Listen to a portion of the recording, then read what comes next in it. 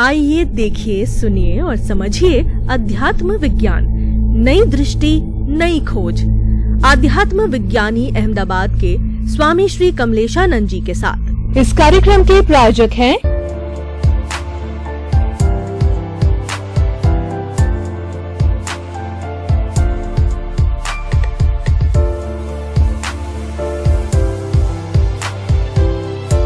स्वामी जी नमस्कार। सच्चिदानंद। दर्शकगण, श्रोतागण, भाई और बहनों, मातृशक्ति को नमन। स्टूडियो के अंदर आज हम आत्मविज्ञानी जो कि मोक्ष मार्ग बताते हैं और हमारे जीवन का सर्वांगीण विकास की बात करते हैं।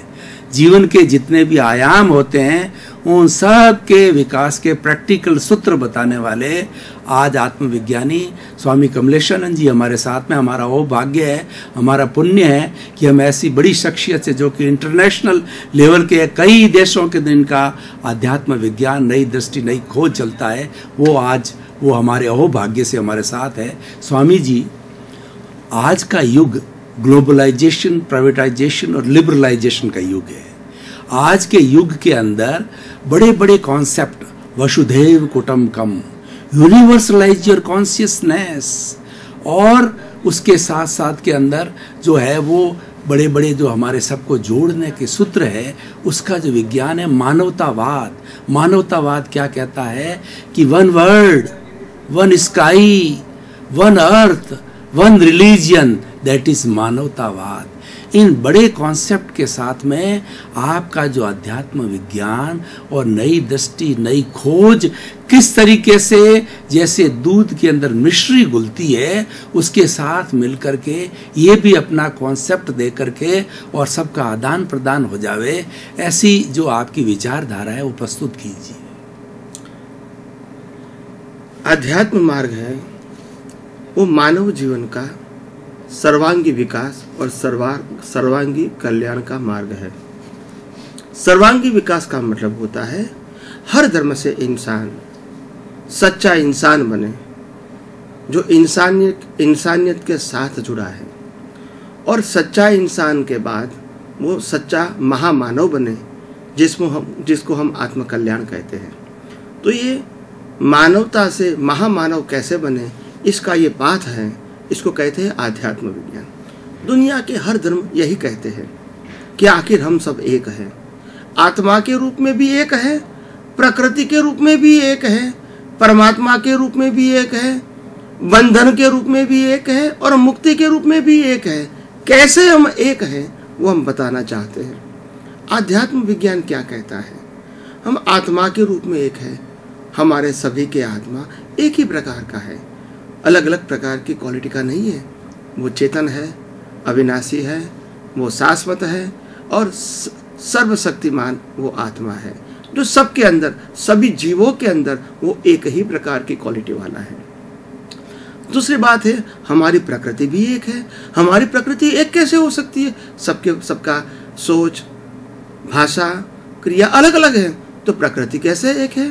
तो हमारे सबकी प्रकृति एक ही है, क्योंकि एक ही प्रकार के इंग्रेडिएंट से बनी हुई है, जो 5 प्रकार के तत्व है, पृथ्वी, पानी, वायु, अग्नि और आकाश, जो पंचभूतों से बनी हुई है। सभी प्रवृत्तियों की प्रक्रिया भी पंचभूतों से बनी है, इसलिए एक ही प्रकार की इंग्रेडिएंट से बनी हुई है।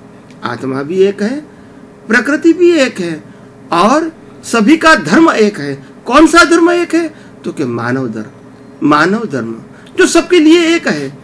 सांप्रदायिक धर्म अलग हो सकते हैं, मगर इंसान होने के नाते इंसानियत वो सबके अंदर होनी चाहिए, इसलिए मानव धर्म सबके लिए एक है। और आध्यात्मिक धर्म यानी खुद की अनुभूति करना मतलब ब्रह्मांड एक ही है, और खुद की अनुभूति होती है तो पूरे ब्रह्मांड में अपना प्रकाश फैल जाता है, जिसमें जो प्रकाश में कोई डिवीजन नहीं होता है, न मेरा है न तेरा है, सबका है, सर्व का है, एक ही है।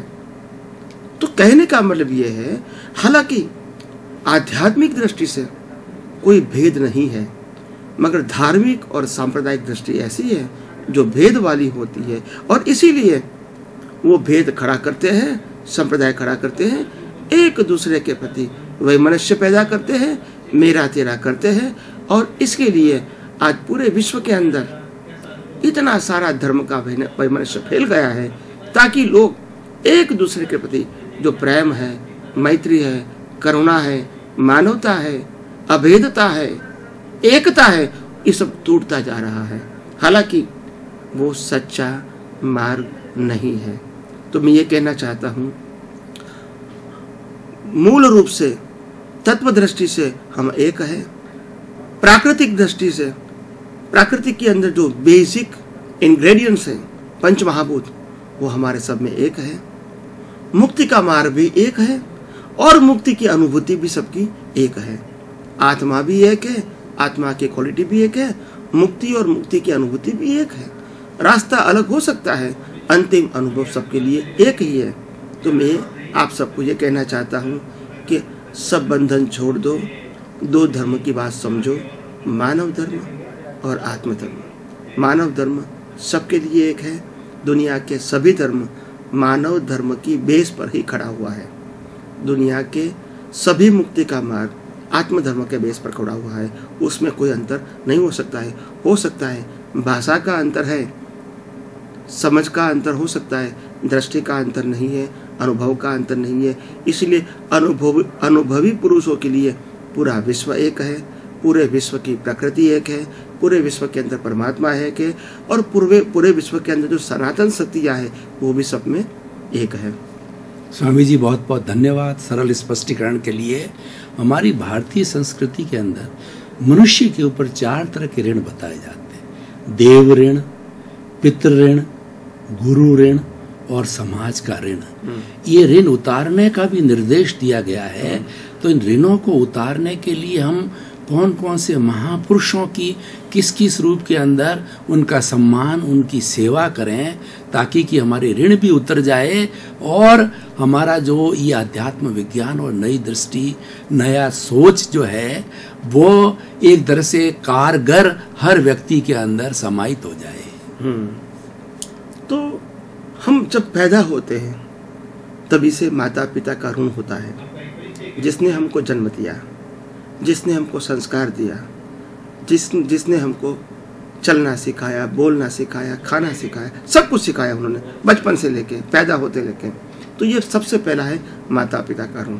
तो एक इंसान होने के नाते हमको जिंदगी भर तक एज फार एज पॉसिबल जो भी हो सके माता पिता की सेवा करनी चाहिए।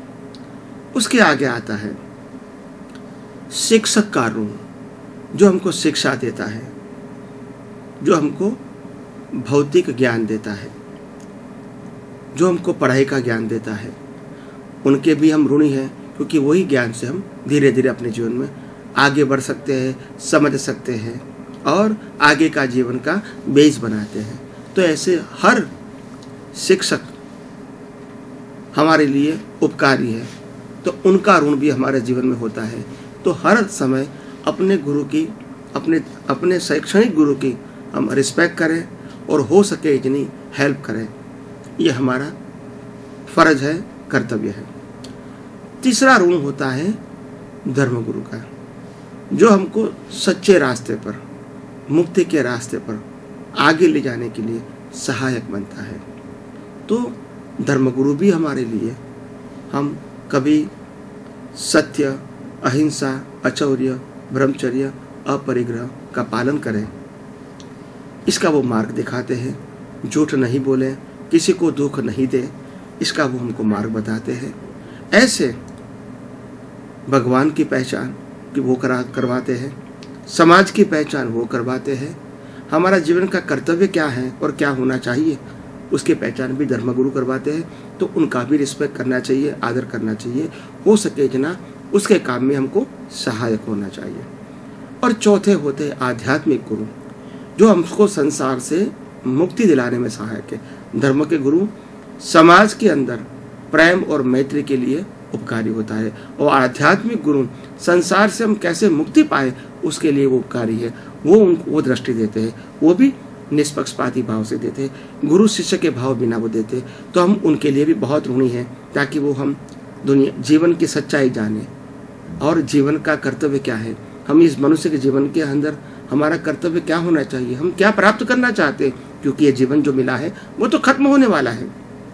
जीवन की हर परिस्थिति खत्म होगी, आगे क्या होगा। तो हम कहने का मतलब ये कि जन्म मरण के कर्म से, जन्म मरण के चक्कर से, कर्मों के बंधन से और ये पाप पुण्य की भुगतान से हम कैसे मुक्ति पाए, वो मार्ग भी और खुद की पहचान, ये भी हमको आध्यात्मिक गुरु या तो आध्यात्म विज्ञानी हमको बताते हैं। और सब पांचवा और सबसे बड़ा कर्तव्य जो है समाज का, क्योंकि आज हमने जो कुछ भी पाया है वो समाज में से पाया है। चाहे लक्ष्मी पाया है, चाहे विद्या पाया है, चाहे शिक्षा पाया है, चाहे कला पाया है, कुछ भी पाया है हमने वो समाज में से पाया है। और हमारे जीवन में बचपन से लेके अब तक समाज के बहुत सारी व्यक्तियों का मार्गदर्शन है, गाइडेंस है, हेल्प है, तब हम यहाँ पहुँच सके हैं। तो हमारी भी एक फर्ज है कि हम भी समाज के लिए कुछ न कुछ करें बिना अपेक्षा। तो ये भी हमारी एक फर्ज होती है। तो पांचों प्रकार के जो गुरु है इसका हमको रिस्पेक्ट करना चाहिए और हमारे जीवन में हम इसको कैसे इसका ऋण अदा कर सके, ये प्रयास, ये जागृति और ये प्रयत्न हमारा जीवन में होना चाहिए। स्वामी जी बहुत बहुत धन्यवाद सरल स्पष्टीकरण के लिए। Now I will ask you a very intellectual question for the persons who are the thinkers. भेदा भेद, द्वैता द्वैत, बीज में छिपा वृक्ष, यानी भेद में छिपा भेद और द्वैत में छुपा अद्वैत और बीज के अंदर छुपा हुआ वृक्ष और कारण में छुपा हुआ कार्य, ये बहुत एक गहन दार्शनिक बातें हैं। तो ये गहन विषय है, उस विषय के अंदर आप आत्मज्ञानी हैं, आप अनुभवी हैं, तो अनुभव के आधार पर इस चीज़ को सरल स्पष्टीकरण रूप में रखें ताकि हमारे इंटेलेक्चुअल वर्ग है, जो थिंकर्स है, वो भी इस चीज़ को आसानी से समझ सकें। तो सही बात है, द्वैत में छुपा है अद्वैत। तो अगर द्वैत है तभी अद्वैत है और अद्वैत है तभी द्वैत है। द्वैत और अद्वैत का मतलब होता है जब रिलेटिव है तभी रियल है, जब टेम्पररी है तभी परमानेंट है, जो क्षणिक है इसीलिए शाश्वत है। तो कहने का मतलब यह है कि द्वैत में ही अद्वैत छुपा हुआ है। हमारा जो बाह्य जीवन है वो द्वैत है, इसमें अद्वैत कौन है? आत्मा है, वो शाश्वत है। और बाहर क्या जीवन और बाहर के जीवन की हर अवस्था है वो टेम्पररी है, वो कर्म फल है। तो द्वैत में ही अद्वैत छुपा हुआ है। दूसरी बात, जड़ में ही चेतन छुपा हुआ है। हमारा जो शरीर है वो जड़ है, समय समय पे उसका अंत आता है, मगर जो आत्मा है वो शाश्वत है। तो चेतन के अंदर, जड़ के अंदर ही चेतन छुपा हुआ है। भेद के अंदर ही अभेद छुपा हुआ है। भेद क्या है? आत्मा और परमात्मा का भेद, या तो प्रकृति और परमात्मा का भेद। प्रकृति विनाशी है, आत्मा अविनाशी है। प्रकृति टेम्पररी है, आत्मा परमानेंट है। प्रकृति को कुदरत बनाती है, कुदरत चलाती है और अंत भी कुदरत लाती है। आत्मा न कोई बनाने वाला है, न कोई चलाने वाला है, न कभी उसका अंत होता है, वो शाश्वत है। आत्मा स्वभाव से चलता है। तो कहने का मतलब ये भेद विज्ञान से ही अभेद की प्राप्ति होती है। पहले दोनों बात समझना है, आखिर व्यवहार क्या है, निश्चय क्या है, प्रकृति क्या है, परमात्मा क्या है, विनाशी क्या है, अविनाशी क्या है। ये दोनों बातों समझ के आखिर हमको अभेद होना है, भेद जान के अभेद होना है। टेम्पररी परमानेंट दोनों को जान के परमानेंट की अनुभव करनी है। विनाशी और अविनाशी का भेद जान के अविनाशी पद, अविनाशी तत्व की अनुभूति, शाश्वत सुख का अनुभव करना है। तो ये भेद और अभेद की बात है।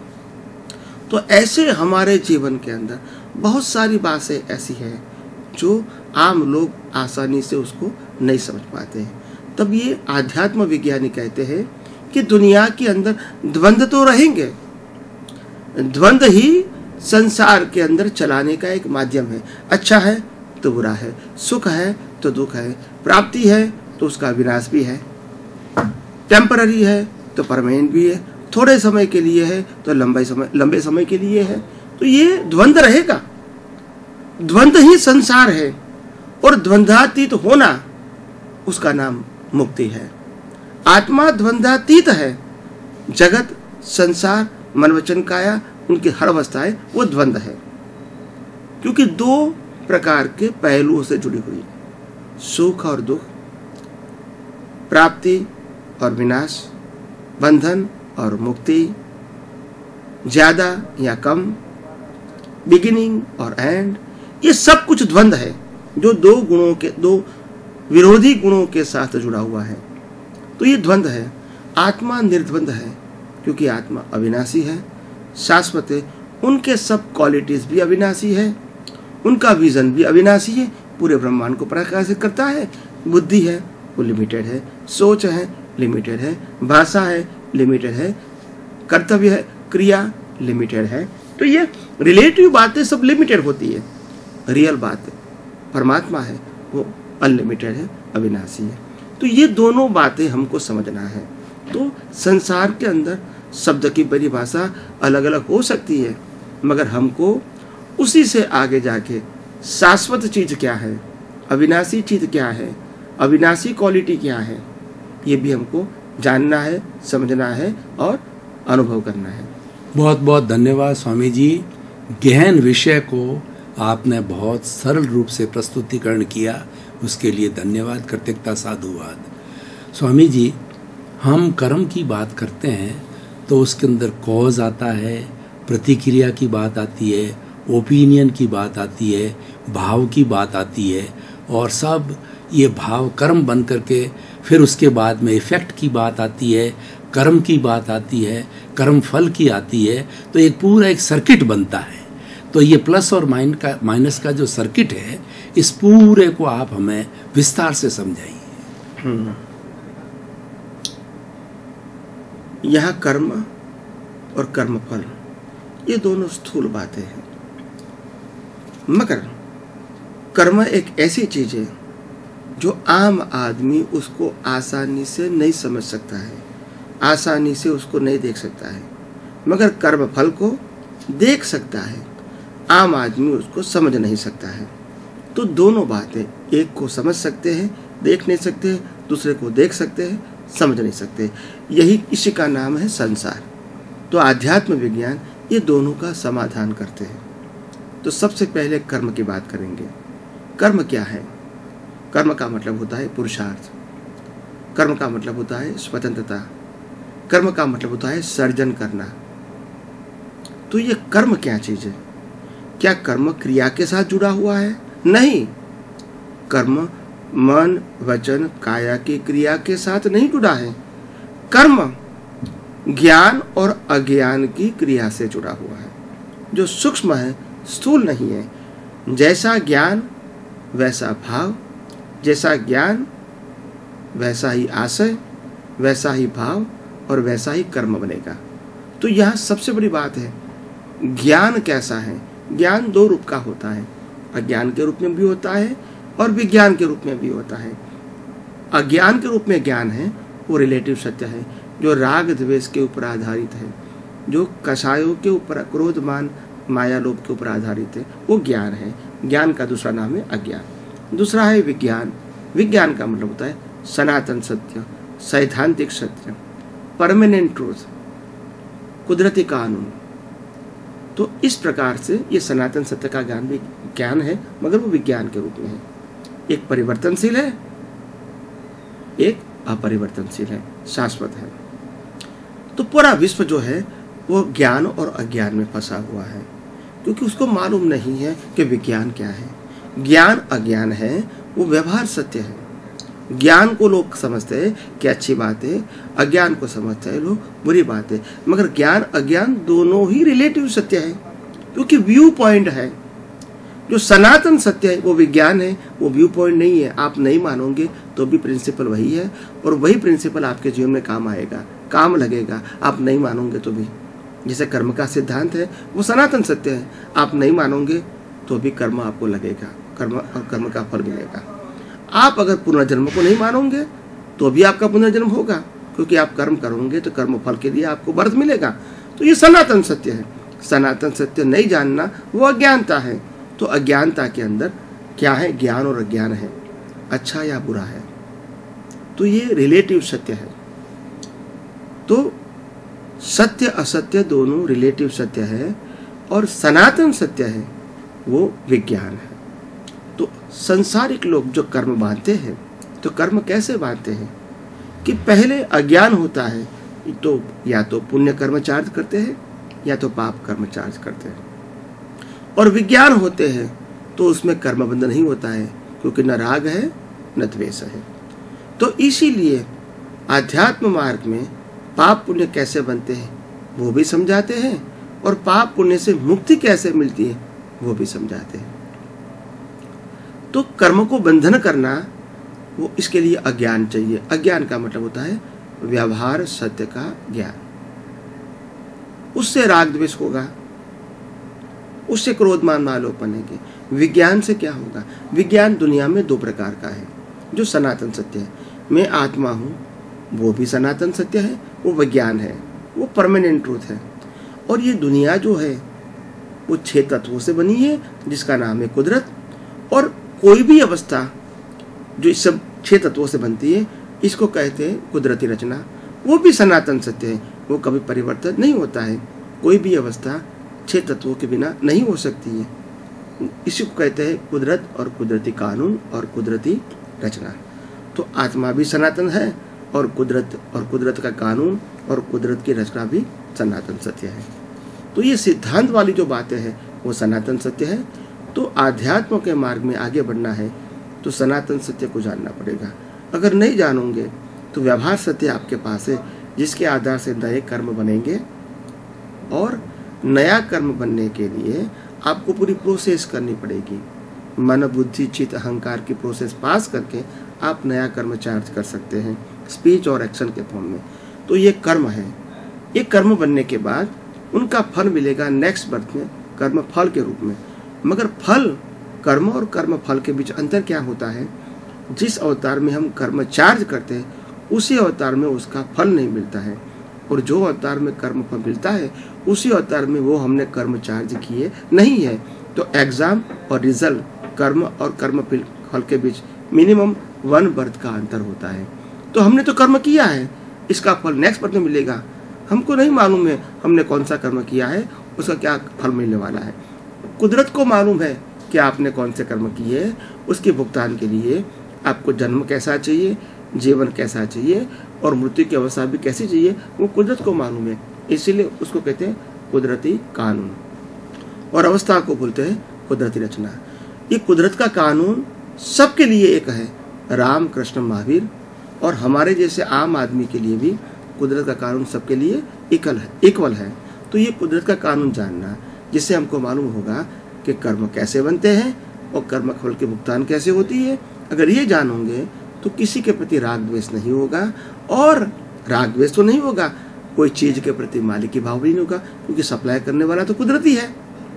अवस्था के रूप में कोई व्यक्ति हमको देती है, वास्तव में ये कुदरत का ही भाग है। चाहे गोल्ड मिले, सिल्वर मिले, खाना मिले, कपड़ा मिले, ये सबका रॉ मटेरियल कुदरत देती है। एक कोई बना नहीं सकते, अवस्था को बना सकते, तत्व को हम नहीं बना सकते। तत्व तो कुदरत का ही है और कुदरत में ही मिल जाता है।